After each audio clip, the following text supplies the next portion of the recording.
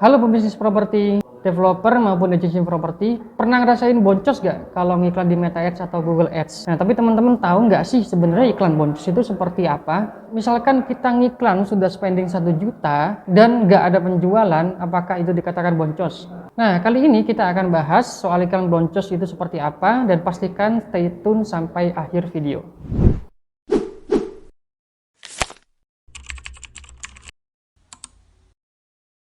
Oke, sebelumnya perkenalkan nama saya Prayogi. Saya di sini adalah CEO dari DAFDigi, agensi digital marketing khusus untuk properti. Nah, kali ini kita akan bahas terkait iklan boncos. Nah, banyak banget nih pengiklan yang bilang kalau iklannya boncos. Tapi setelah dicek, ternyata baru sedikit banget spendingnya. Nah, di sini kita akan lebih bahas terkait mindsetnya. Kita akan bahas video ini jadi beberapa bagian. Yang pertama, iklan boncos itu seperti apa? Yang kedua, kenapa iklan kita bisa jadi boncos? Yang ketiga, gimana caranya ngatasi iklan boncos? Dan yang keempat, mindset beriklan yang benar khusus untuk properti. Stay tune sampai akhir di video ya. Jadi sebenarnya apa sih iklan boncos itu? Nah, iklan boncos itu ketika kita rugi sudah ngeluarin budget iklan dan tidak ada satupun penjualan.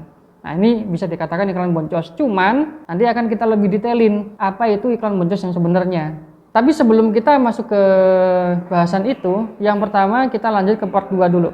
Kenapa iklan bisa boncos? Nah, di sini ada beberapa faktor. Yang pertama, nggak paham marketnya. Teman-teman punya produk, tapi nggak tahu secara spesifik marketnya siapa. Yang alhasil, salah targeting.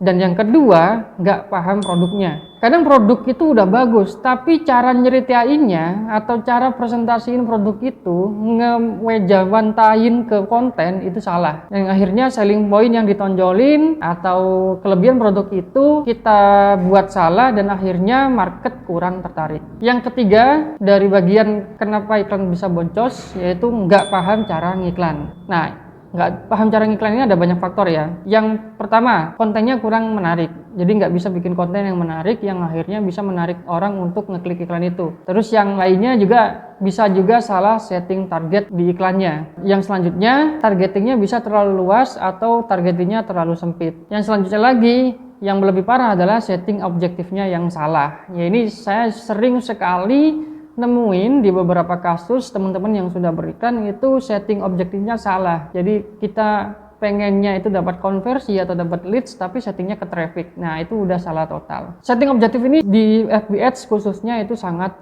penting karena ini mempengaruhi algoritma Facebook. Yang selanjutnya adalah platform beriklannya yang bisa jadi salah. Jadi misalkan kita ngiklan properti tapi di marketplace atau TikTok. Menurut pengalaman kami itu tidak terlalu berhasil. Nah, mengenai cara beriklan, nah ini butuh penjelasan sendiri ya. Yang pastinya kalau mau lebih detail memang harus follow dulu di channel ini. Selanjutnya adalah cara ngatasin iklan boncos itu gimana sih? Nah, cara pertama yang harus kalian lakukan adalah subscribe channel ini.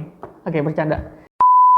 Nah, yang pertama, pahami marketnya. Nah, di sini teman-teman harus pahami marketnya atau target market teman-teman dari detail dari hulu ke hilir. Jadi misalkan umur berapa sampai dengan berapa, lalu tinggal di mana, gajinya berapa. Jangan sampai teman-teman ngiklan rumah 800 jutaan tapi nargetin orang-orang yang gajinya UMR. Nah, itu udah kurang pas. Lalu kebiasaannya apa, kendaraannya apa, HP-nya yang dipakai apa, media yang biasanya dilihat apa, brand fashionnya apa, dan lain sebagainya.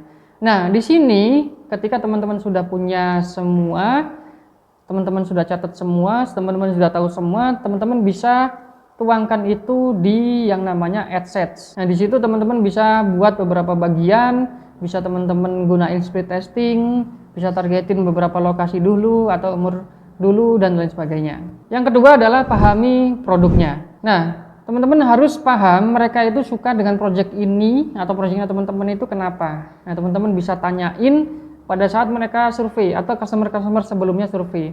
Bapak Ibu kenapa tertarik dengan project ini gitu. Nah, saya menemukan banyak hal ya. Ada yang suka karena aksesnya yang bagus. Ada yang suka karena ada fasilitas masjid di dalamnya, karena ada di dalamnya ada fasilitas one gate system dan lain sebagainya. Jadi munculin tuh apa yang mereka suka.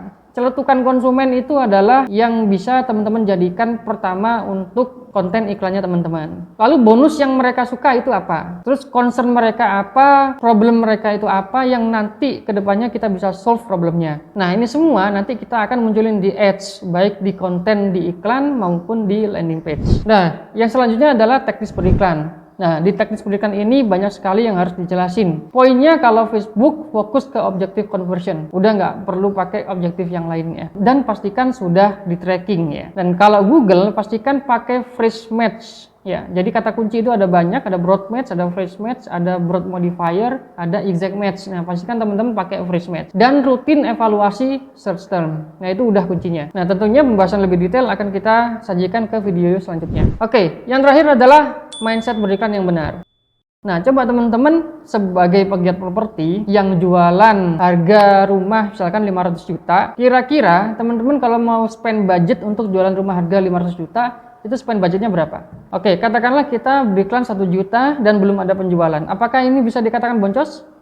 Nah, belum tentu. Makanya kita harus punya KPI budget untuk setiap penjualan satu unitnya. Contohnya, biasanya kita membutuhkan 0,5 sampai 1,5% dari harga unit sebagai dana iklan. Jadi, misalkan kita jualan unit harga 500 juta. Artinya kita harus spend 2,5 juta sampai dengan 7,5 juta untuk jualan satu unit tersebut. Nah, baru deh, kalau teman-teman udah spend sekian tapi belum ada penjualan, bisa dijadikan patokan kalau iklan itu boncos. Nah, tentunya kita harus koreksi lagi ya. Kalau misalkan kita udah ngiklan, datanya udah bagus, sudah survei, ternyata tidak terjadi penjualan karena salesnya atau karena proses perbankan atau proses approval dan lain sebagainya di luar dari ranah iklan, ini pastinya jangan salahin iklannya. Dan biasanya developer yang jualannya banyak itu memang KPI-nya digedein. Jadi spending budget iklannya itu di angka 2%. Nah, jadi gimana? Teman-teman udah siap belum kalau untuk spending budget di angka segitu? Nah, tentunya kalau untuk teman-teman developer harusnya bukan jadi hal yang berat ya. Tapi kalau untuk teman-teman agensi, teman-teman bisa setting budgetnya di angka 0,5 sampai 1% untuk budget iklan. Toh, teman-teman kalau misalkan dapat leads, bisa teman-teman arahin. Kalau misalkan nggak mau project yang satu, bisa diarahin ke project yang lainnya.